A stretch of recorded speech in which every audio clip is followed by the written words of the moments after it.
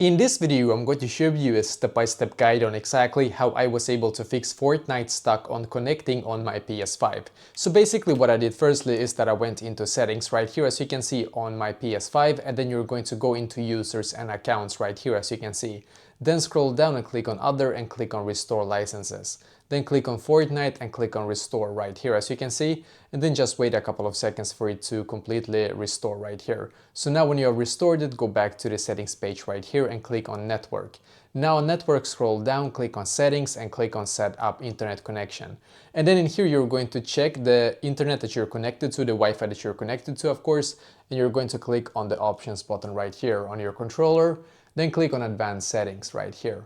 Then you're going to change DNS settings from automatic to manual, and primary DNS should be 1.1.1.1 and secondary DNS should be like this 1.0.0.1. Really easy to do, and then click on OK. And now you're just going to wait for it to reconnect to your Wi-Fi right here as you can see, and this will most likely give you a better signal than before. And now you can just go back into Fortnite and try once again, and hopefully now it's going to be fixed for you as well.